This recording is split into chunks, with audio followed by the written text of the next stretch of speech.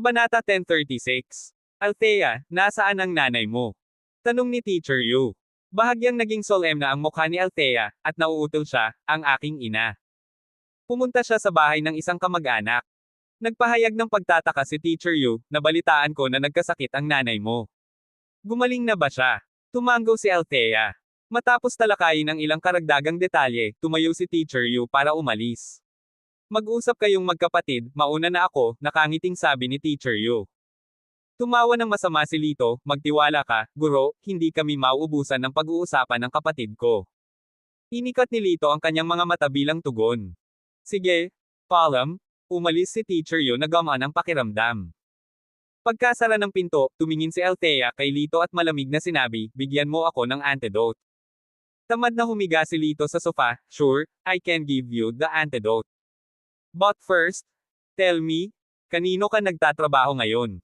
Kinagat ni Althea ang kanyang mga labi, seryoso ang ekspresyon, walang tao. Matamlay na sagot ni Lito, hindi mo na kailangang sabihin sa akin. Alam ko naman si Lance Xiao iyon, di ba? Bahagyang nagbago ang mukha ni Althea, sino ka ba talaga? Nagkibit balikat si Lito, hindi mo kailangang alalahanin ang iyong sarili sa kung sino ako. Basta alam mo lang na nandito ako para tulungan ka. Si Althea ay may ekspresyon na nagsasabing alam niya ang lahat, huwag kang magsinungaling sa akin. Hindi tayo magkamag-anak at walang relasyon, kaya bakit mo ako gustong tulungan? Tumanggo si Lito, may point ka. Pero nakainom ka ng lason. Kung gusto kitang saktan, magagawa ko na ngayon. Tumigil si Althea, napagtantong may katuturan siya. Umupo si Lito na naka-cross legs, sasabihin ko sa iyo ang totoo. Ang kapangyarihang taglay mo ngayon ay higit pa sa kakayahan mong kontrolin ito. Kailangan itong mag-abayan ng maayos, kung hindi, mawawalan ka ng kontrol at maaaring makapinsala pa sa sarili mong pamilya. Walang sinabi si Althea. Napansin na niya ito kamakailan, madalas na pagkawala ng katwiran. If you genuinely wish me well, I'd advise you to don't stick your nose in. Hindi sila ang pwede mong titigan. Lumingon si Althea para bumalik sa kanyang kwarto. Tumigil ka. Nagsalita si Lito. Umikot si Althea, nagalit, ano na ngayon? Itinuro ni Lito ang kusina, nagugutom ako, ipagluto mo ako ng pagkain. Althea, baka sa mukha niya ang "Are you out of your mind?" Tumawa si Lito, huwag kalimutan, kailangan mo ang aking panlunas. Kasuklam-suklam. Nagmumura sa ilalim ng kanyang hininga, tumalikod si Althea at tumungo sa kusina, iniisip sa sarili, maghintay ng tamang pagkakataon, pagbabayaran kita para dito. Si Lito, walang pakialam, naupo sa sofa. Bilisan mo, idlip muna ako. Gisingin mo ako kapag handa na ang pagkain. Hindi nagtagal, natapos nang magluto si Althea. Kumagat ng ilang beses si Lito, ito ay masyadong hindi masarap. Malamig na sagot ni Althea, kung hindi ka marunong magluto, anong karapatan mong manghusga?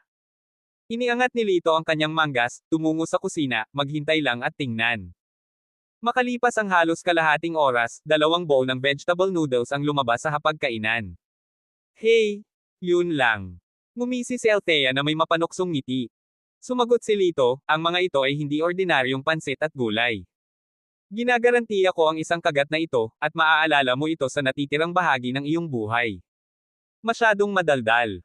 Umupo si Althea, kumuha ng subo, at humigop. Pagkatapos, sa isang iglap, bahagyang nagbago ang kanyang ekspresyon. Ang kanyang mukha pagkatapos ay namula ng mahinang pula, maging ang kanyang mga mata ay bahagyang lumuwa. Sa sandaling ito, isang tinig ang sumisigaw sa kanyang puso. Masarap. Sobrang sarap. Talagang may mga napakasarap na pagkain sa mundo. Gayunpaman, upang mapanatili ang kanyang dignidad, pinigilan niya ang kanyang ekspresyon at hindi ito pinapakita. Katamtaman lang. She commented offhandedly. Diretsong kinuha ni Lito ang mangkok mula sa kanya, kung gayon, tumigil ka sa pagkain at itapon mo ito. Hindi. Desperado na nagsalita si Althea. Napakunot ang sulok ng bibig ni Lito, ate, itigil mo na ang pagpapanggap, hindi ba nakakapagod? Kung gusto mong kumain, sabihin mo lang. Si kuya ang magluluto para sa'yo bukas. Namula ang mukha ni Althea, at nag-alinlangan siya ng mahabang sandali bago sinabi mo na. Walang bawian. Tumawa si Lito at ibinalik ang pansit. Pagkatapos kumain ng noodles, nagpunta si Althea para gawin ang kanyang takdang aralin, habang si Lito ay nakahiga sa sofa para magpahinga. Pagkatapos ng kanyang takdang aralin, sumimangot si Althea, oras na para umalis ka. Umalis ako. Saan ako pupunta? Kapatid mo ako, walang pakialam na sagot ni Lito. Wala kang kahihiyan. Ganti ni Althea. Pagkasabi noon ay bumalik siya sa kanyang kwarto, pinatay ang ilaw at humiga sa kama. Sa anumang kaso, siya ay nasa antas na ng isang Grandmaster. Kung ang lalaking ito ay maglakas loob na mag-isip ng anumang hindi tamang pag-iisip, hindi siya magiging magalang. Lumipas ang gabi. Nang bumangon si Althea at binuksan ang pinto ng kwarto, naamoy niya ang mabangong amoy na umaalingaw-ngaw mula sa kusina. Lumabas si Lito na may hawak na 2 mangkok ng sinangag. Napalunok ng mariin si Althea, tahimik na iniisip sa sarili, huwag mong isipin na mapapagtagumpayan mo ako ng kaunting grub. Sa kabila ng kanyang iniisip, matapat na naglakad ang kanyang mga paa patungo sa hapagkainan. Pagkatapos kumain, sinuot ni Althea ang kanyang backpack, handang pumasok sa paaralan. Sinundan siya ni Lito palabas, at nang makababa sila, sinabi niya, hintayin mo ako dito. Tapos naglakad na siya palayo. Naiinip na si Althea, ngunit makalipas ang 1 minuto, huminto ang isang marangyang sports car sa harapan niya. Pumasok ka. Takang tanong ni Althea, ito ba ang sasakyan mo? Ano pa ba? Napabuntong hininga si Lito. Hey! Walang isip na anak mayaman. Sumakay si Althea sa kotse at bumantong hininga. Ito ay isang sira-sira na kapitbahayan, at ang gayong marangyang kotse ay hindi pa lumitaw noon, na umaakit sa isang pulutong ng mga usiserong manunood. Inapakan ni Lito ang gas, at ang sasakyan ay sumulong na parang pana. Umiling ang isa sa mga matatandang lalaki, tingnan mo kung gaano kasayra itong sasakyan, wala man lang bubong, paano nila haharapin ang tag-ulan. Pagdating nila sa school, may nakita silang grupo ng mga tao na nagkukumpulan sa gate ng school, nagkakagulo. Ilabas mo si Teacher Yu. Ang lalaking nanguna sa kaguluhan ay walang iba kundi si Lando, na binugbog ni Lito noong nakaraang gabi. Nagdala rin siya ng ilang tao, pawang mga katrabaho mula sa boxing gym. Bawat isa sa kanila ay may hawak na baton, mabangis ang mga ekspresyon. Malinaw, naghahanap sila ng gulo. Lumabas si Teacher Yu sa gusali ng pagtuturo, ang kanyang malamig na boses na nagsasabing, Lando, hindi ka pa ba naging sapat na laging nanggugulo? Ngumisi si Lando, ilabas mo ang bata kagabi, nandito ako para maghiganti. Galit na galit si Teacher Yu na mutla ang mukha niya, imposible, wala siyang kinalaman dito. Malisyosong sagot ni Lando, pinuprotektahan mo pa rin ang gwapong batang iyon. Bubugbugin ko siya hanggang mamatay ngayon. Itinuro niya si Teacher Yu, ikaw, ang hamak na babae, na nakikipagsiksikan kasama ang ibang mga lalaki sa likod ko, ikaw na walang modo. Sa oras na iyon, oras ng pasok, maraming estudyante ang dumadaan at maraming magulang ang nagpapaalis ng kanilang mga anak. Nang marinig ang kanyang mga salita, nagkamali silang lahat at tinuro ng mga daliri si Teacher Yu. Ang ganyang pabago-bagong babae ay hindi karapat-dapat maging guro. Eksakto, talagang walang modo. Habang umuulan ang mga insultong ito, lalong namutla ang mukha ni Teacher Yu. Sa kabilang banda, si Lando ay lalong naging matagumpay. Sa sandaling iyon, huminto ang isang magarang sasakyan. Nang makita si Lito, itinuro siya ni Lando at sinabing, yung bata, siya ang third party. Nang makita ng mga tao ang kanyang sports car, lalo silang kumbinsido na iniwan ni Teacher Yu ang kanyang kasintahan para sa pera. Malamig na tumawa si Lito, naglakad pasulong, nang walang sabi-sabi, binagsakan niya ng suntok si Lando. Nang makita ang mga kaibigan ni Lando na sumugod, napahigis sila sa sahig sa isang kisap mata. Umalis. Malamig na sabi ni Lito. Noon lang ay biglang sumulpat ang isang nakaunipormeng pulis dahil may nagsumbong. Sabi niya, sino ba ang naglakas loob na gumawa ng kaguluhan sa gate ng paaralan? Sumama ka sa akin sa istasyon. Dahil doon, inalis niya ang grupo ni Lito at Lando. Pagdating sa istasyon, ngumiti si Lando at masiglang sinabi, dito pala nagtatrabaho ang pangatlong tiyuhin ko. Isang salita lang mula sa akin, at makakalabas na tayo. Kung tungkol sa batang ito, makakaasa na siya sa kulungan. Pagkasabi nito, hiniling ni Lando na tawagan ang kanyang pamilya. Gaya ng inaasahan, makalipas ang ilang sandali, may lumapit na lalaking nasa katanghaliang gulang at nagsalita ng ilang salita. Pagkatapos, pinalaya si Lando at ang iba pa. Bago umalis, nagtanong si Lito, saan kayo nagtatrabaho?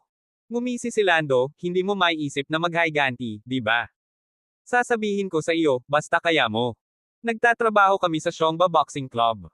Matapos makumplito ang kanyang pangungusap, tumawa siya sa isang maalay na paraan, at hayaan mo akong linawin sa iyo, dapat akong magkaroon ng babaeng iyon. Maglalaro ako hanggang sa mabusog ko siya at itapon siya. Ang magagawa mo ay magpanik dito. Si Lito ay tumingin sa kanya nang walang pakialam nang hindi nagsasalita. Pagkaalis ni Lando at ng kanyang mga tauhan, dumating ang isang opisyal upang tanungin si Lito kasama ang ikatlong tiyuhin ni Lando, si Dansong, na naruroon din. Mabuti pang umamin ka, bata. Ngumiti si Lito, anong krimen ang dapat kong aminin? Nakakagalit. Lalong lumakas ang tawa ni Lito. Speaking of sadyang nagdudulot ng gulo, si Lando ay tila nangunguna sa lahat. Bakit mo siya pinakawalan? Bakit ko iiwanan ang alinman sa aking mga aksyon para sa iyong opinyon? Nangingibabaw na sabi ni Dan. Umiling si Lito, kayong lahat, mga parasito lang kayo. Daring to insult US, parang hindi ka luluha hanggat hindi mo nakikita ang kabaong. Hinampis ni Dan ang mesa, ikulong siya sa mga underground boxer na iyon. Natigilan ng mga tauhan sa tabi niya, those are notorious vicious thugs, wouldn't it be too dangerous? Humalaklak si Dan, kung walang panganib, paano niya pagmumuni-muni ang kanyang mga kilos? Panatilihin siyang ikulong hanggang siya ay umamin na nagkasala. Hindi nagtagal, nabilanggo si Lito. Sa sandaling iyon, nagmamadaling lumapit ang pinuno ng istasyon, nahuli ba ninyo ang isang binata na nagngangalang Lito Argel? Huminto si Dan, at naisip sa sarili, tweed ba? Nang makita ang kanyang ekspresyon, ang hepe ay mabilis na pinindot, ano ba talaga ang nangyari? Si Kabutge ay personal na tumawag para magtanong kanina, na sinasabing ang taong iyon ay hindi dapat gawing trifle.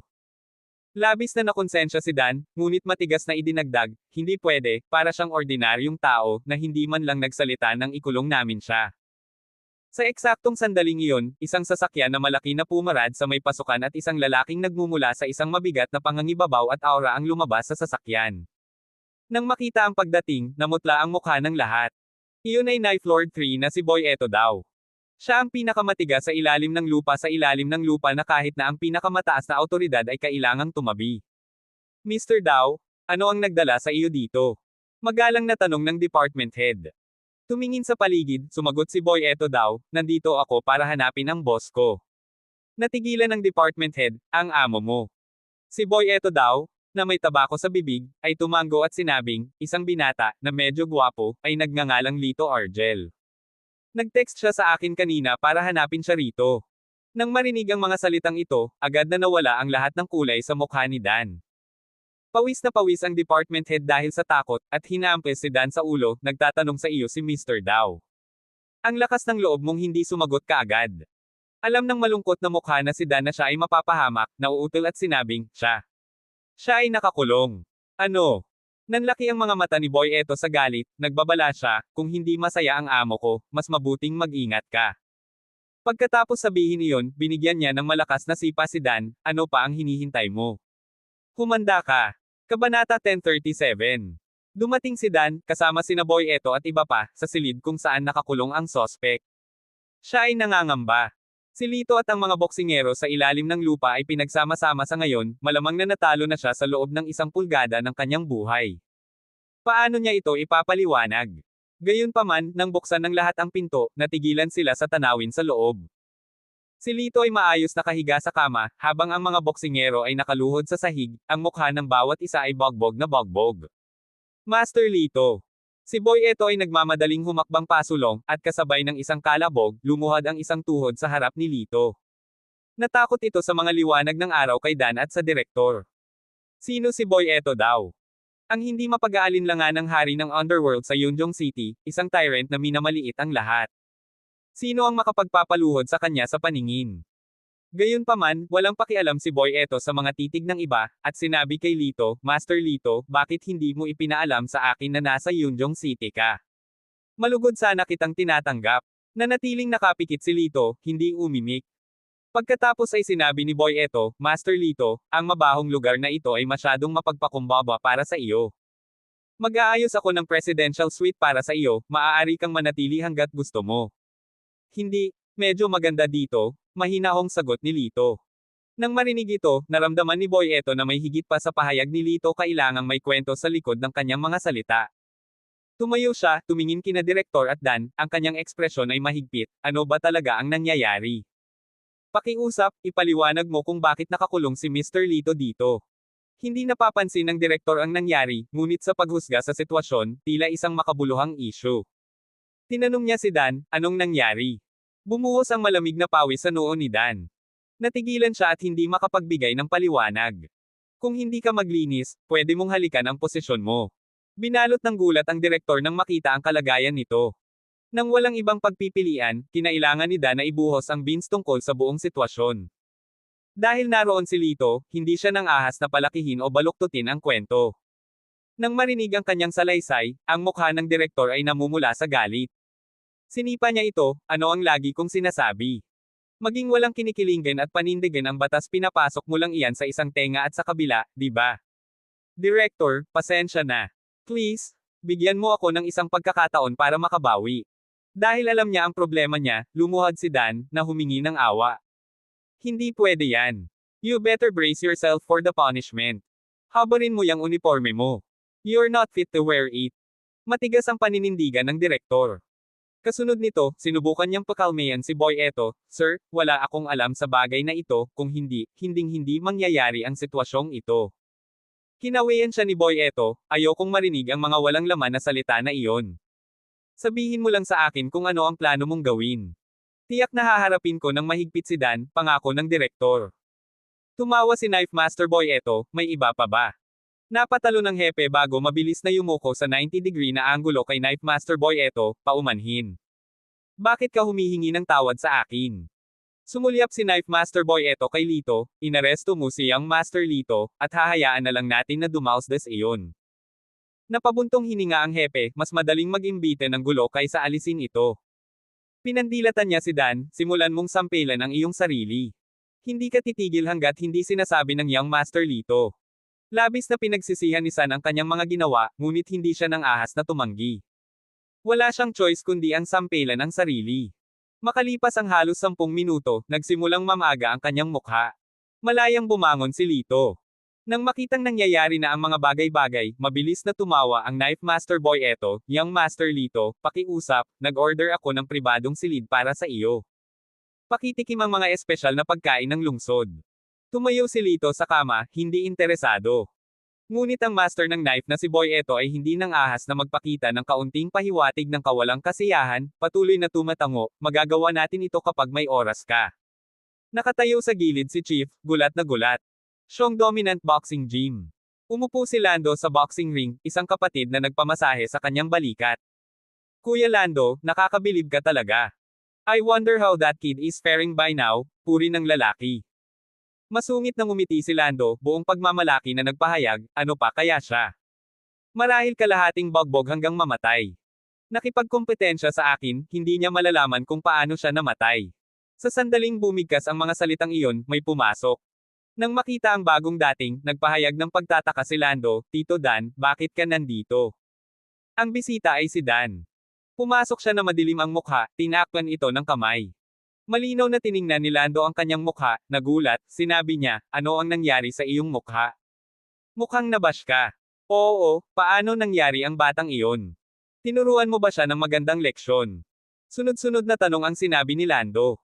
Itinaas ni Dan ang kanyang kamay at sinuntok si Lando, ikaw na munting hayop, papatayin kita ngayon.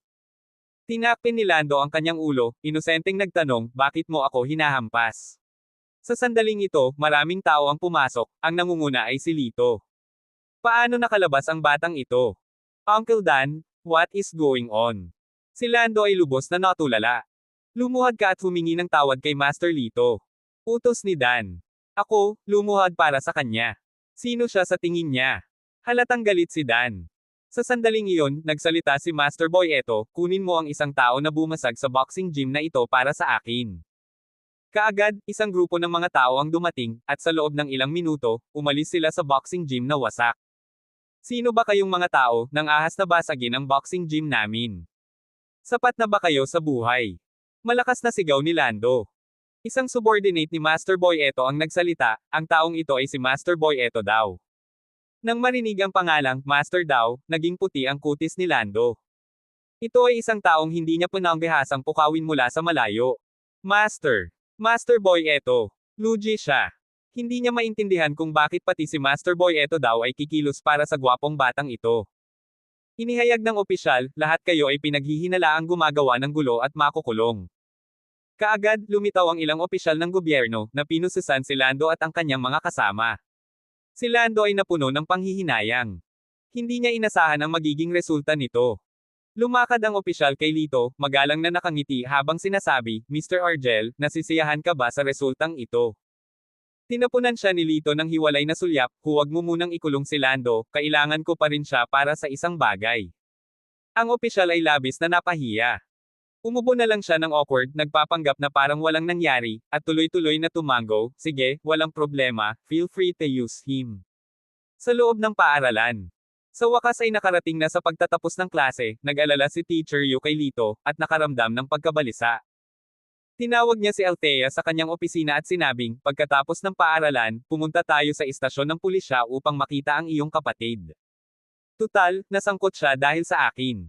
Wala talagang pakialam si Althea sa kapalaran ni Lito, ngunit medyo nababalisa siya dahil nasa kamay niya ang antidote. Siya yun, balita ko two-timing daw siya. I can't believe it, napakalandi, nakakadiri. Sa puntong ito, narinig ang bulungan ng ilang guro sa tabi niya na nakadirekta kay Teacher Yu. Teacher Yu? Kasuklam-suklam talaga ang lalaking iyon, napagkamalan ka ng lahat. Sabi ni Althea.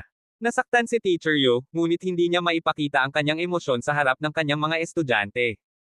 Bahagyang namumula ang kanyang mga mata habang sinasabi, wala akong magagawa, tanggapin na lang ang malas. Noon lang ay nagkagulo sa labas ng building ng pagtuturo. Mukhang bumalik ang lalaking iyon kaninang umaga. Nang marinig ito, namutla si Teacher Yu at sinundan ang mga tao sa labas. Akala nila ay darating siya para asarin siyang muli, ngunit hindi nila inaasahan na luluhod si Lando sa gate ng paaralan pagdating niya. Bagbog at bagbog ang mukha niya, halatang bagbog na bagbog. Siya ay sumigaw ng paos, ako, si Lando Zhang, ay sinisiraan si Teacher Yu.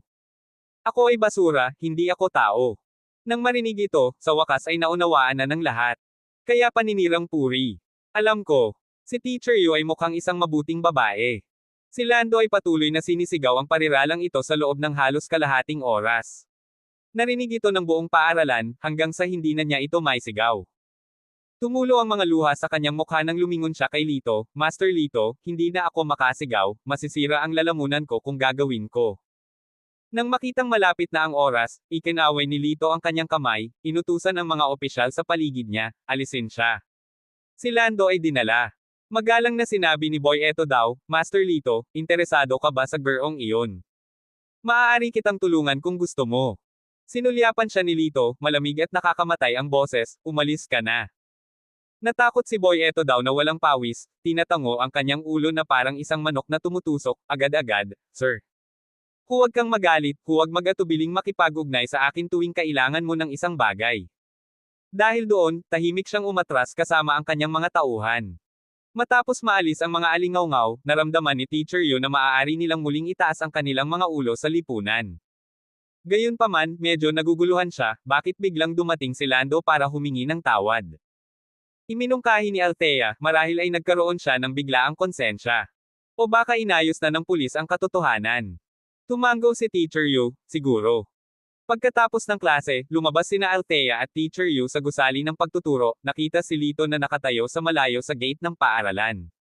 Nakalabas ka na? Tanong ni Teacher Yu na parang gulat na gulat. Tumango si Lito, nalinaw na ng mga pulis ang katotohanan, kaya pinalaya nila ako.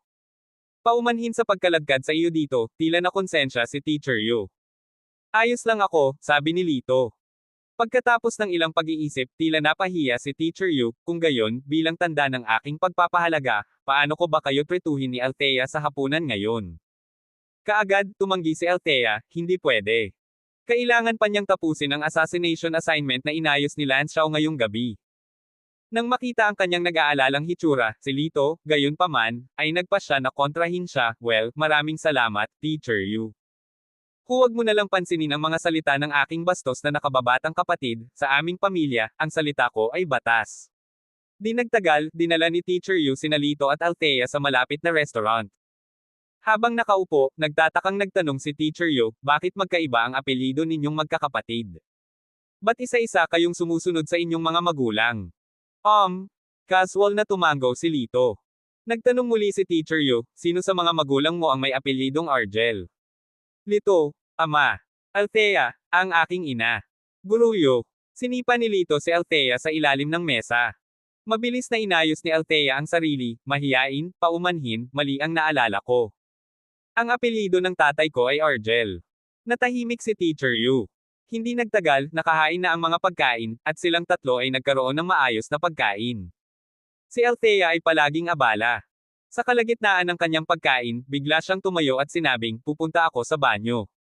Pagkasabi niya nun, tumayo siya at umalis. Tumayo din si Lito, kailangan ko ring gumamit. Sinundan niya ang mga yapak ni Althea pagkatapos tapusin ang kanyang pahayag. Naguguluhang tumingin si Teacher Yu. Itong dalawang magkapatid na to kailangan laging magkasama sa restroom. Close talaga sila. Bahagya ng lumampas sa pasukan ng restaurant, si Althea ay naharang ni Lito. Nang may mapanuksong tono at malabong ngiti sa kanyang mukha, nagtanong siya, hindi ka ba pupunta sa banyo? Bakit ka lumabas? Mahal kong kapatid na babae. Kabanata 1038. Mabuting huwag mo akong hadlangan. Hindi mo kayang tanggapin ang kalalabasan. Pagbabante ni Althea, ang kanyang mga mata ay nakatuon kay Lito.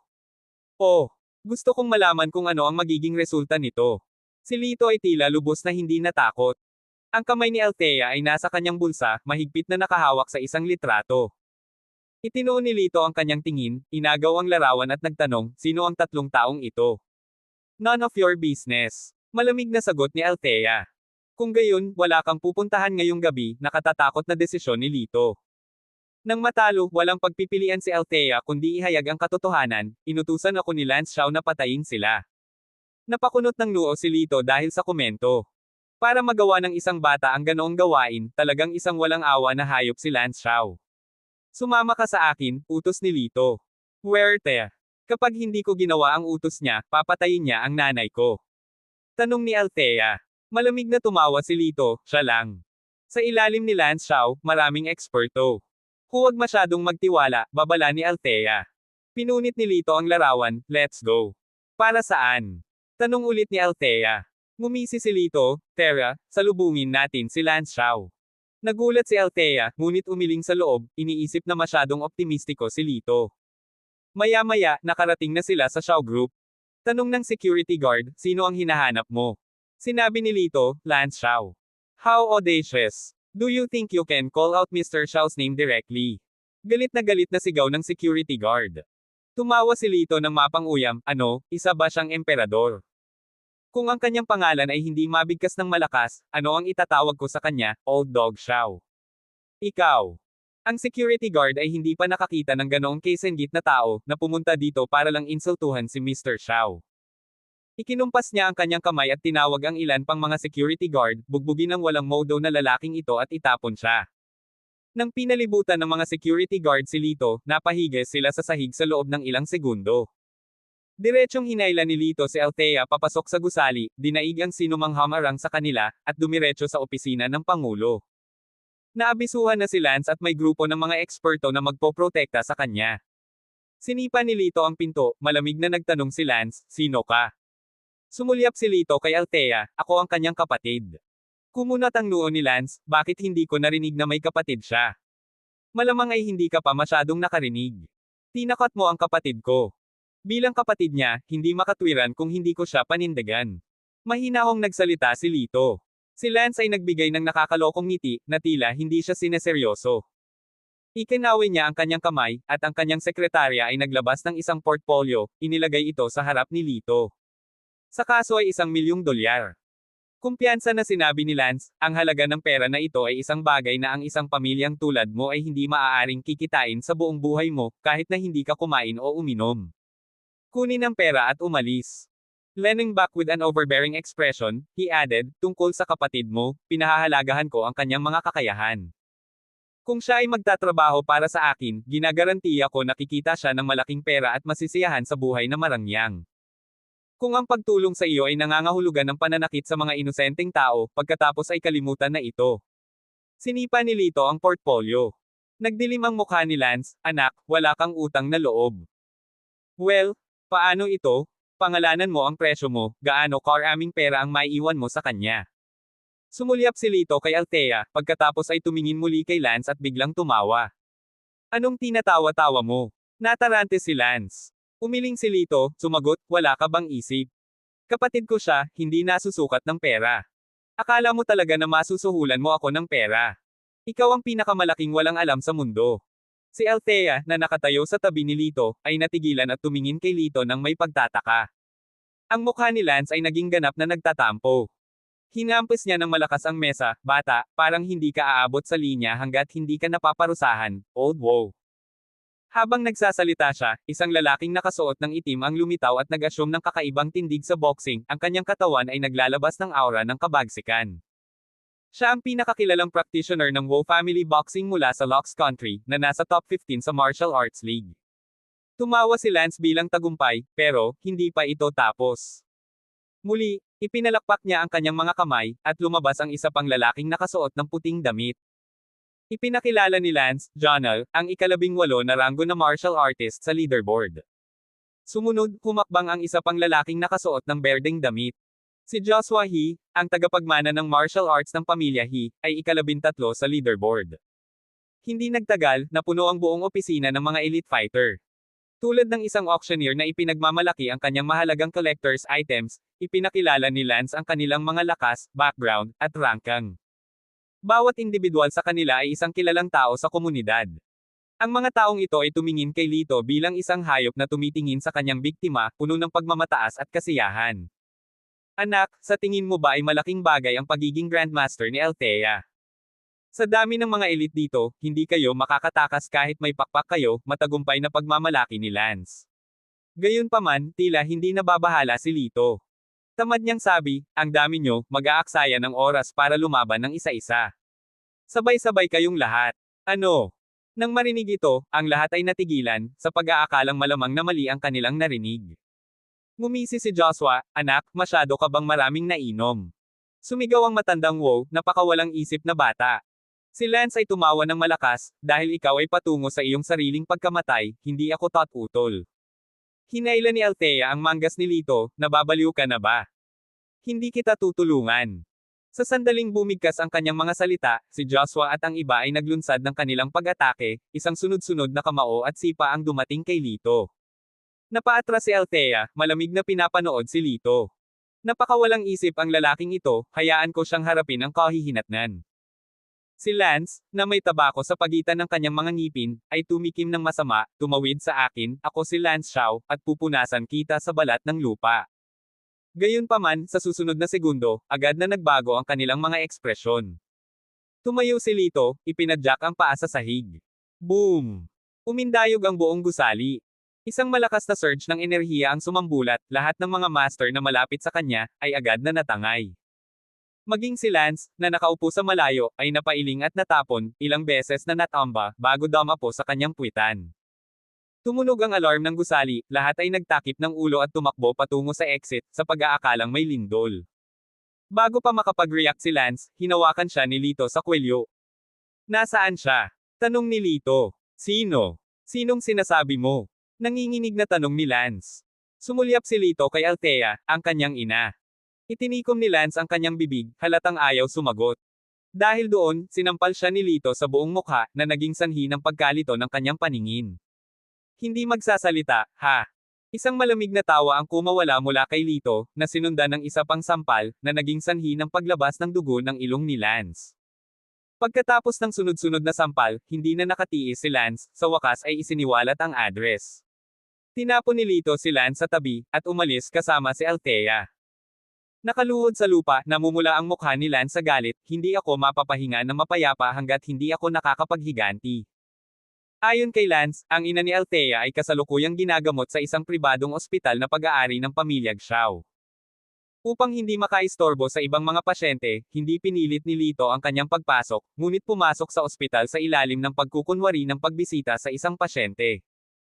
Nang makarating sila sa silid kung saan naroon ang ina ni Althea, hinarang sila ng mga bodyguard sa pintuan, maliban lang kung magpapahintulot si Mr. Xiao, walang sino man. Bago pa man sila makatapos, may pilak na karayom sa kanilang leeg. Thud! Pareho silang bumagsak sa sahig habang nakapikit. Tinanggal ni Lito ang karayom, sumisigaw, may nahimatay. Ilang nurse ang sumugod, ay nalalayan ang tao at agad na ipinadala sa ward para iligtas. Sabay-sabay silang nagtaka, bakit sila hinimatay ng sabay. Sinabi ni Lito, baka na heat stroke. Sinulyapan ng nurse ang air conditioning na nakatakda sa 22 degrees, pagkatapos ay binigyan si Lito ng masamang tingin. Pagkaalis ng nurse, binuksan ni Lito ang pinto at pumasok sa ward kasama si Althea. Nakahiga sa higa ng isang nasa katanghaliang gulang na babae na may maputlang mukha at payat na katawan, na mukhang napakahina. Naunawaan ni Lito ang dahilan ng pagkakasakit ni Ginang Shu nang makita niya ang kalagayan nito. Ibinaw ni Althea ang kanyang sarili sa kanyang ina, agad na tumulo ang kanyang mga luha, nabulunan siya, "Nay, buksan mo ang iyong mga mata at tumingin sa akin. Sino kayong mga tao?" Biglang may malamig na boses ang dumating.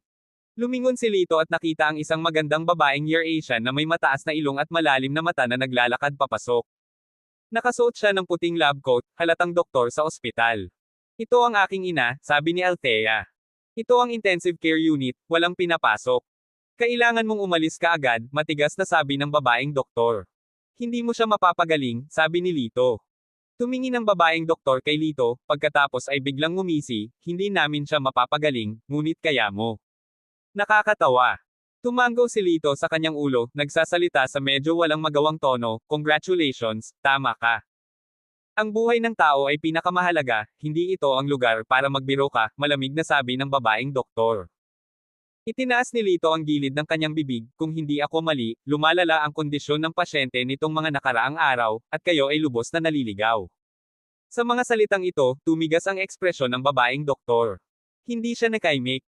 Itinuro ni Lito ang mga numero sa makina, "Batay sa datos na ito, kung patuloy itong lalala ng ganito, sa loob ng ilang araw, natatakot ako na wala nang babalikan." Napakagatlabi ang babaeng doktor na hindi pa rin makapagsalita. Dahil tama si Lito. "I think isa ka lang bulag na pusa na nagkaroon ng patay na daga."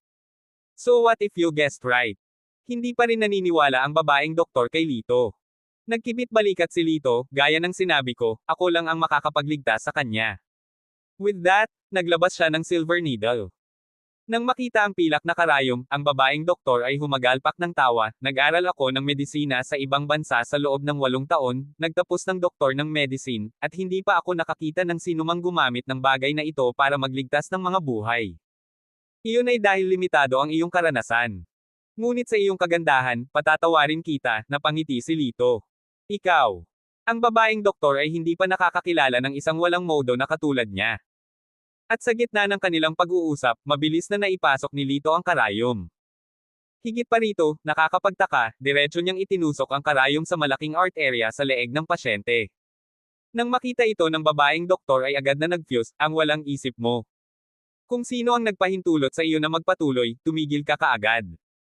Gayunpaman, si Lito ay tila walang balak na huminto habang siya ay mabilis na nagpasok ng isang karayom.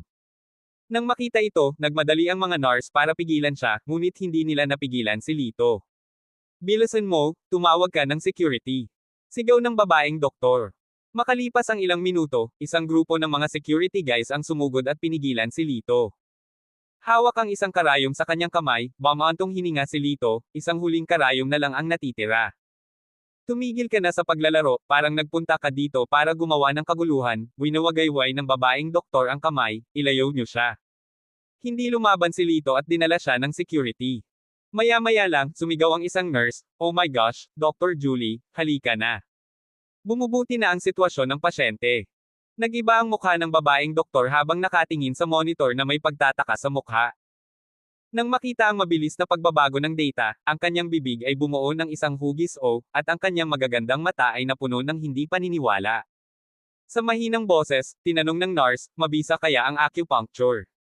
Namula ang mukha ni Dr. Julie nang mariin niyang pinabulaanan, "Imposible, paano gagana ang ganyang gimmick? It must be my treatment plan that is working." Kabanata 1039. Biglang bumuti ang kalagayan ni Mother Shu, na nakakuha ng atensyon ng mga nakatataas sa ospital. "This is really a medical miracle, Julie. Mag-lecture tayo balang araw para maibahagi mo ang iyong mga karanasan sa lahat." Sinilip ng direktor ang record ng medikal ni Mother Shu, na sumisit sa kanyang paghanga. Si Julie ay buong pagmamalaki. Pagkatapos ng lahat, hindi lamang sino man ang makakapagbalik ng isang tao mula sa bingit ng kamatayan. Gayunpaman, sa sandaling iyon, ang monitoring device na konektado kay Mother Shu ay biglang tumunog ng isang piercing alarm. Ang pasyente ay nasa kritikal na kondisyon. Naalarma ang sigaw ng isang nurse. Namutla ang direktor, "Bilasan mo, ayusin mo." Itinuro niya si Julie. Nagmamadaling sinubukan ni Julie na iligtas ang pasyente gamit ang mga naunang pamamaraan. Gayunpaman, ang pasyente ay hindi bumuti sa lahat, ngunit sa halip, ang kanyang kondisyon ay humina. Anong nangyayari? Hindi ba ikaw ang nagpagaling sa kanya? Galit na tanong ng direktor. Nauutal na sabi ni Julie, I don't know why it didn't work this time. Noon pa lang, tila may naalala ang isang nurse, may kinalaman kaya ito sa binatang iyon.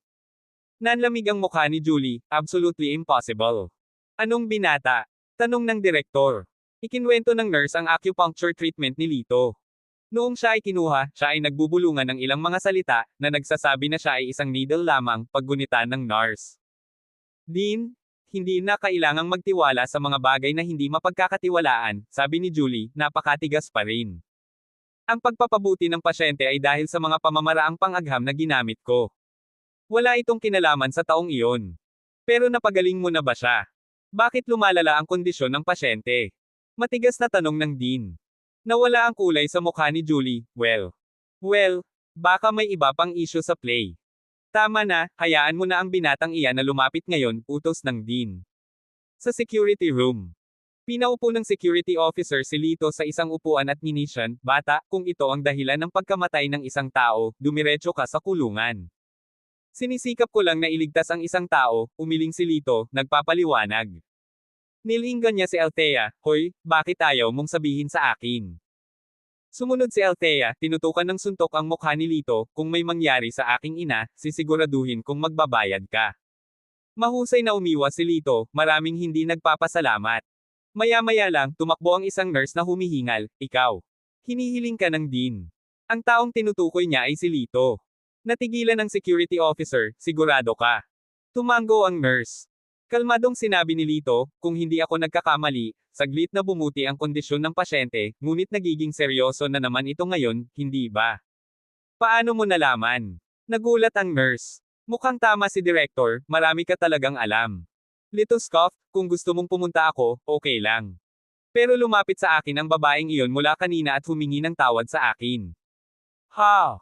Mukhang problemado ang nurse. Ano, hindi papayag. Well, never mind then. Casual na umupo ulit si Lito sa upuan.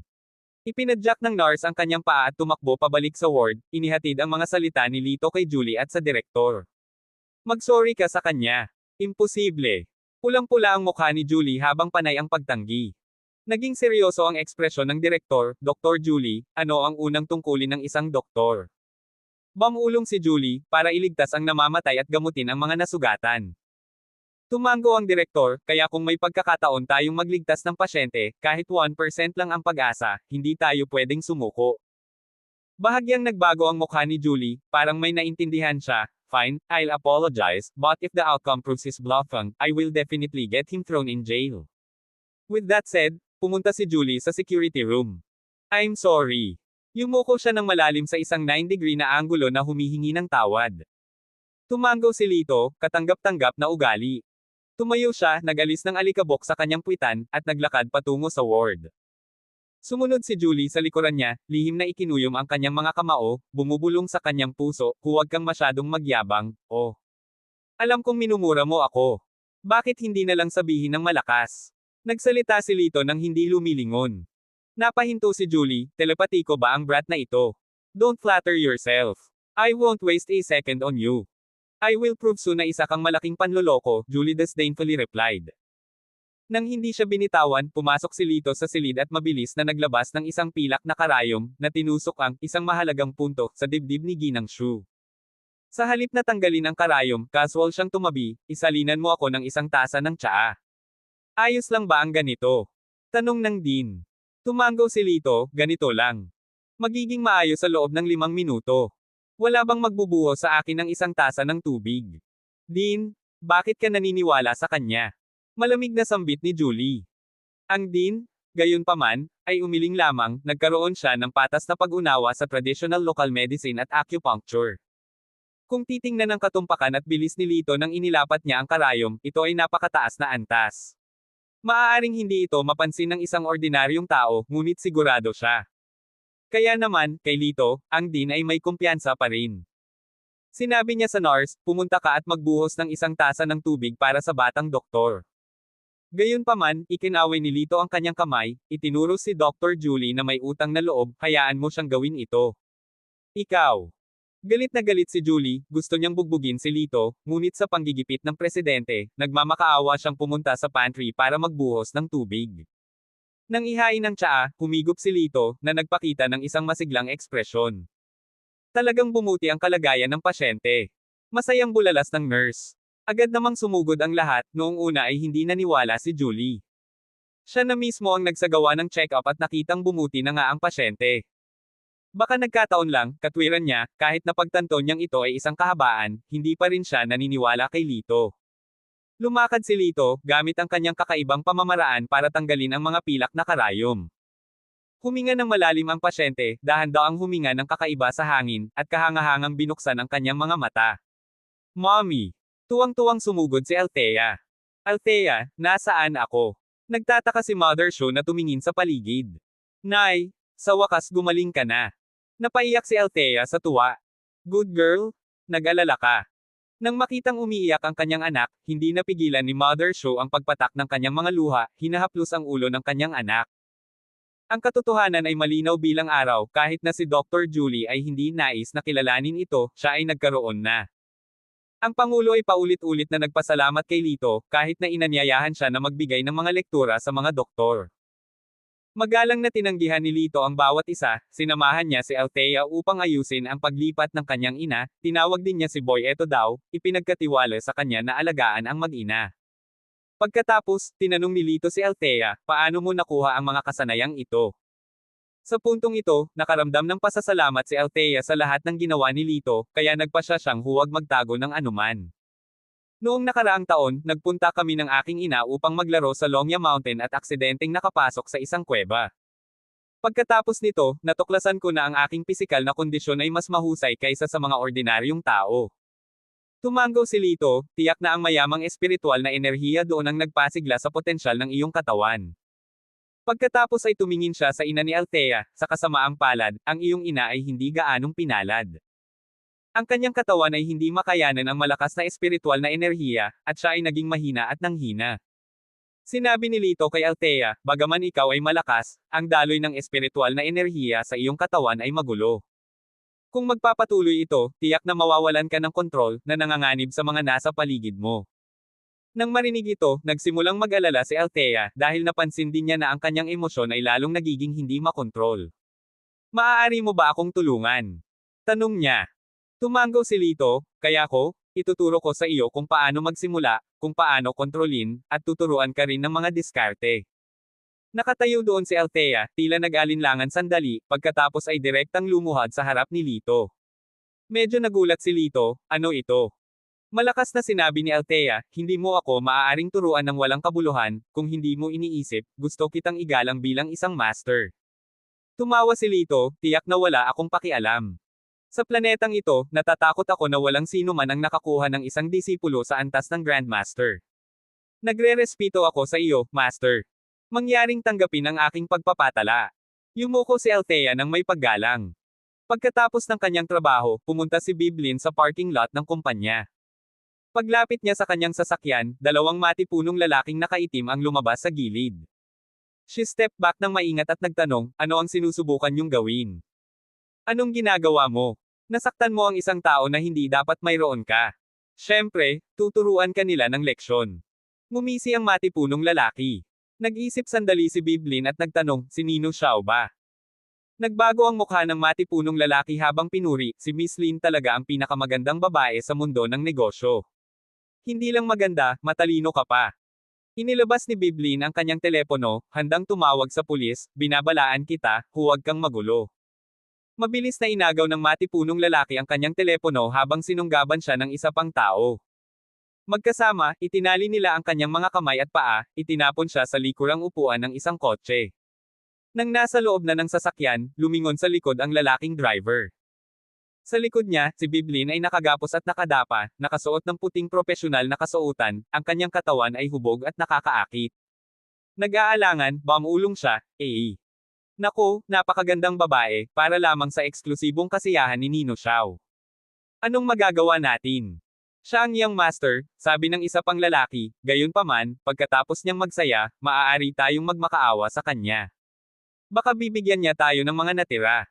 Muling sinulyapan ng lalaki ang kaakit-akit na anyo ni Biblin, na palunok, napaka-sexy ng katawan, wala akong pakialam na may natira. Ang iniisip lang ay nakakalasing na. Hindi na nakapaghintay ang dalawang lalaki at pinaandar na ang sasakyan, patungo sa kanilang destinasyon. Lumabas si Lito mula sa ospital, nakasalubong si Boy Eto, na ang mukha ay tila balisa. Master Lito, sinabi mo sa akin na lihim na protektahan ng mga tao si Manager Lin. Ngayon, ang ilang mga nasasakupan ay masyadong mabagal at nawala ng pagsubaybay kay Manager Lin. Sinabi nila na nawala siya sa underground parking lot. Nagsalita si Boy Eto, tumutulo ang pawis sa kanyang mukha.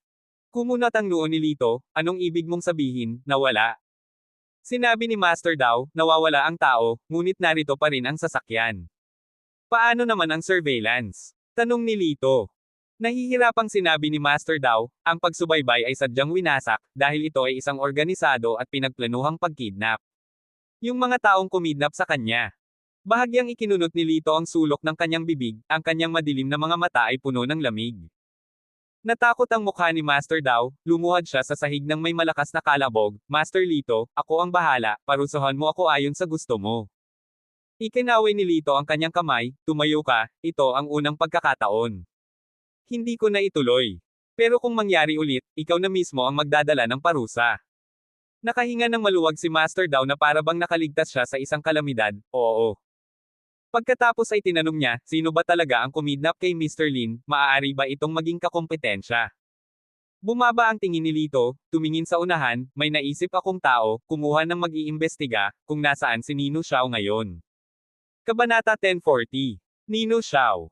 Huminto si Master daw, ang ibig mong sabihin ay anak ni Lance Xiao. Tumango si Lito.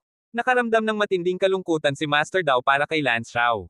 Si Lance Xiao ay talagang isang lokal na tycoon, ngunit sa kasamaang palad, natamo niya ang galit ni Mr. Argel, na talagang malas. Nang walang pag-aalinlangan, agad niyang ipinadala ang mensahe upang hanapin si Nino Xiao sa buong lungsod. Makalipas ang halos 20 minuto, natanggap ni Master daw ang balita. Mr. Argel, nakatanggap lang ako ng balita mula sa kanluran ng lungsod, si Nino Xiao ay kasalukuyang nasa kanyang garden villa, ulat ni Master daw. Isang malamig na kislap ang kumislap sa mga mata ni Lito, mabuti.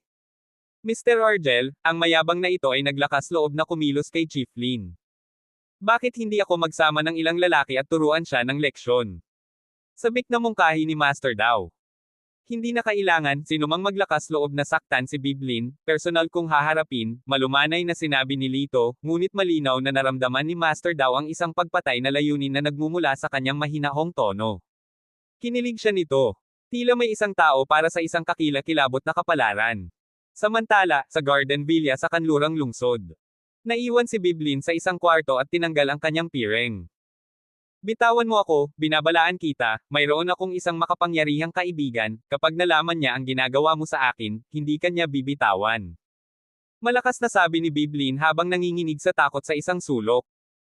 Ang isa sa mga lalaki ay nagpanggap na natatakot, nako, natatakot ako. Dagdag pa ng isa, Miss Lin, maaring hindi mo namamalayan, pero 20 tayo dito. Kahit dumating nga ang kaibigan mo, wala siyang magagawa kundi ang bugbugin ang sarili. Tsaka dinala ka namin dito nang walang nakakapansin. Paano malalaman ng kaibigan mo? Matapos marinig ito, nagsimulang mawala ng pag-asa si Biblin. Sa sandaling ito, bumukas ang pinto at pumasok si Nino Xiao, sinenyasan ang dalawang lalaki, maaari na kayong umalis. Parehong matako na tiningnan ng mga lalaki si Biblin bago sila walang gana na umalis. Nang makita ni Biblin si Nino, mahina niyang sinabi, kaya, ikaw. Napangiti si Nino, tama, ako, si Nino Xiao.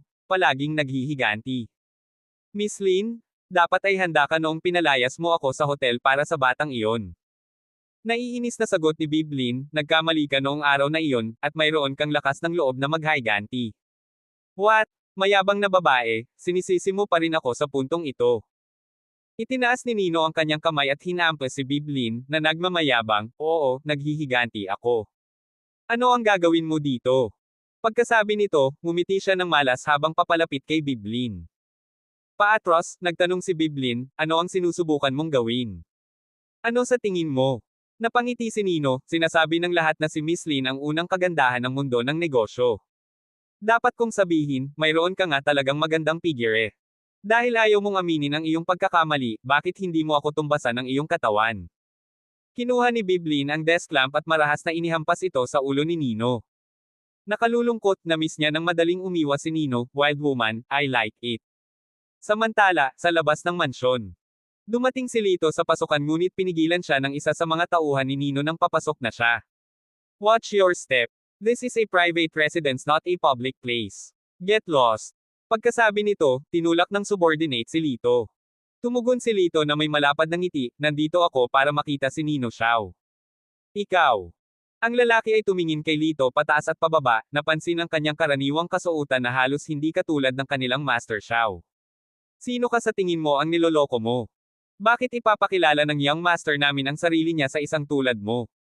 Umalis. Kinaway-kaway ng lalaki ang kamay niya. Actually, si Lito ay hindi nagmamadali, sinabi niya sa isang masayang paraan, nandito ako para talakayin ang negosyo sa kanya, $1 bilyong na deal kung tutuusin, at ito ang paunang bayad. Habang nagsasalita siya, inihagis niya ang isang malite sa sahig at sinipa ito gamit ang kanyang paa. Nang makita ng kanyang mga tauhan ang nasa loob, puno ng pagtataka ang kanilang mga mukha. Ang mga malite ay puno ng $100 na perang papel. Narito ang 1 milyon bilang tanda ng ating pagkikita. Ipaalam sa iyong young master na limitado ang pasensya ko, masayang sabi ni Lito. Ang pagkakita ng napakaraming pera, kasama ang mapagmataas na kilos ni Lito, ay hindi katulad ng nakasanayan nilang makitungo. Ang kanyang mga tauhan ay nag-alinlangan saglit, na natatakot na gumawa ng maling hakbang, sila ay nagpunta upang mag-ulat. Sa kwarto, iniipit ni Nino si Biblin sa kama, naghahanda na ipilit ang sarili sa kanya. Biglang may kumatok sa pinto, young master. Pinatigil ni Nino ang kanyang mga galaw, inis dahil naputol ang kanyang mga plano, sumama ang kanyang kalooban. Ano ito? Sumigaw siya. Young master, may lalaki sa labas na gustong makita ka. Inis na sagot ni Nino, what, can't you see I'm busy? Wala akong oras, sabihin mo sa kanya na lumalis. With that, magpapatuloy na sana siya. His subordinate hesitated, he said he's here to discuss business. Lumakas ang galit ni Nino, pag-usapan ang negosyo ng kanyang ina, sa ngayon, wala akong pinag-uusap ang negosyo, sabihin sa kanya na umalis, umalis, umalis. Pagkatapos, yumuko siya, handang pumasok para makipaghalikan. Dumating na naman ang boses ng nasasakupan, sabi niya nandito siya para pag-usapan ang $1 bilyong na deal. Huminto si Nino at nag-alinlangan, 1 bilyon. Tumango ang nasasakupan, oo, naglagay pa siya ng deposito ng 1 milyon pagdating niya rito. Nang marinig ito, ang apoy sa puso ni Nino ay bahagyang hamina, ang kanyang mga mata ay lumilipat. Mula nang pumasok sa kumpanya, naging walang kinang ang kanyang performance, na naging dahilan ng pagpuna sa kanya at pinipigilan siyang magtaas ng ulo sa harap ng matataas na executive. Kung kaya niyang isara ang $1 bilyong na deal, ito ay katulad ng paghampas sa mga matandang lalaki sa buong mukha. Bumangon siya mula sa kama, dinampot ang kanyang damit at sinabi kay Biblin, hintayin mo ako dito, haharapin kita mamaya. With that, tumalikod na siya para umalis. Sa sala, nakita ni Nino ang isang binata na nakatalikod. Nakita niyang parang pamilyar ang lalaking ito. Nagtaas siya ng kilay at nagtanong, "You're?" Sa sumunod na segundo, tumalikod si Lito, na naging sanhi ng pagbabago ng mukha ni Nino, "Ikaw pala." Kinagat niya ang kanyang mga ngipin sa galit, puno ng kamandag, "Nag-aalala akong di kita mahanap, ngunit inihatid mo lang ang iyong sarili sa aking pintuan." Gayunpaman, si Lito ay hindi nagpakita ng takot, nakaupo ng maluwag sa sofa, sinabi niya kay Nino, nandito ako para talakayin ang negosyo, $1 bilyong na deal sa negosyo. Ngumisi si Nino, mayroon ka bang 1 bilyon? Umiling si Lito, meron man ako o wala ay hindi mahalaga, basta mayroon ka. Huminto si Nino, anong ibig mong sabihin? Tinuro ni Lito si Nino, narito ang deal. Palayain mo si Biblin, magbayad ng 10 bilyon, at baka isipin kong iligtas ang iyong buhay. Natigilan si Nino, natigilan ng ilang segundo bago siya humagalpak ng malakas na tawa. You've got to be crazy or desperate. Who do you think you are para bigyan kita ng 10 bilyon? Nasuffocate sa pagtawa, tila narinig ni Nino ang pinakamalaking biro sa kanyang buhay. Si Lito, gayunpaman, ay hindi nababalisa o nagalit. Kalmado niyang pinanood si Nino na parang nanunood ng palabas ng unggoy. Biglang tumigil sa pagtawa si Nino. Sinenyasan niya ang kanyang mga nasasakupan, bugbugin ang batang ito, pagkatapos ay itali at dalhin sa kwarto ni Biblin. Ang isa sa kanyang mga nasasakupan ay lubos na natuwa, young master, pupunta ka ba sa? Sa isang malaswang ngiti, sinabi ni Nino, gusto kong masaksihan niya mismo kung paano ko ito gagawin, kasama si Biblin. Ito ang magiging pinakahuling kahihiyan para sa kanya. Siguradong pagsisisihan niya ang kanyang ginawa. Ang kanyang mga nasasakupan, na nakangiti, ay nagbigay sa kanya ng isang thumbs up. Young master, ikaw ay napakatalino. Umiling si Lito, talagang malabog ka. Mas mababa ka sa aso. Nako, teka. Huminto siya, parang insulto iyon sa aso. Mas masahol ka pa sa basura. Sa tingin ko kahit ang tambak ng basura ay tatanggihan ka. Malamig na sinabi ni Nino, kahit sa puntong ito, maglakas loob kang mag-backtalk. Gawin mo. Sa isang iglap, mahigit 10 tao ang nakapalibot kay Lito. Ang mga lalaking ito ay maingat na piniling mga mandirigma, pinili ni Nino mula sa lugar ni Lance Xiao. Gayunpaman, ang hindi niya pinangarap ay ang mga tinaguriang ekspertong ito na nagsasabing kaya nilang labanan ang 10 kalaban ng sabay-sabay, sa harap ni Lito, ay ganap na hindi nakayanang makipaglaban. Sa ilang katok lang, ang mga banta na iyon na napakabangis kanina lang ay nakahandusay na sa sahig, napapaungol sa sakit. Nagpagpag ng kamay si Lito at nagtanong, sino pa ba? Kung wala, magsisimula na ang totoong palabas. May tao, dali. Napahiyaw si Nino, tinawag ang lahat ng naruroon sa villa. Gayunpaman, para kay Lito, ang natitirang 12-dosenang ito ay ganap na hindi niya napansin. Kabog, kabog, kabog. Sa ilang mapurol na katok, lahat sila ay nakahandusay sa sahig, bali ang kanilang mga kamay at paa. Dumilim ang mukha ni Nino, anak, sa tingin mo ba ikaw ang lahat? Humakbang si Lito, may malamig na ngiti sa kanyang mukha, hindi ba? I'll have you know, I am a master of Taekwondo, my master is the number one. Bago pa siya makatapos, biglang sumulpot si Lito sa kanyang harapan, na may suntok sa kanyang mukha. Hinawakan ni Nino ang kanyang ilong, ang dugo ay tumutulo sa kanyang mga daliri. Talagang pinahiya mo ang iyong amo, hindi ba? Sumayaw ang panunuya sa sulok ng bibig ni Lito. Galit na galit, pinalo ni Nino ang isang suntok. Sa sumunod na segundo, hinawakan ni Lito ang kanyang palso at pinilipit ito ng husto. Snap! Isang malinaw na tunog na nakakabasag ng buto. Nabali kaagad ang braso ni Nino. Napasigaw si Nino sa matinding paghihirap, stop! Stop! Bahagyang pumulupot ang mga labi ni Lito at muli niyang tinapakan ng malakas ang binti ni Nino Xiao. Nabali ang isa pang binti ni Nino. Pagkatapos, hinawakan si Nino sa kanyang kwelyo, si Lito ay umakyat sa hagdanan patungo sa ikalawang palapag. Nasaan siya? Malamig na tanong ni Lito.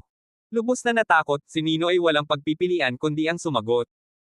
Tiwala siya na hindi magdadalawang isip si Lito na baliin ang kabilang binti o braso niya. Itinuro niya ang isa sa mga kwarto, ayan. Si Lito, kinaladkad si Nino, binuksan ang pinto ng kwarto. Bigla naman siyang hinagis ng vase. Umiwas si Lito, at natama ng plorera si Nino Xiao Square sa ulo, na nag-iwan sa kanya ng duguan. Si Biblin ay tumingin ng may takot sa nanghihimasok. Nang malaman niyang si Lito iyon, nagsimulang tumulo ang kanyang mga luha.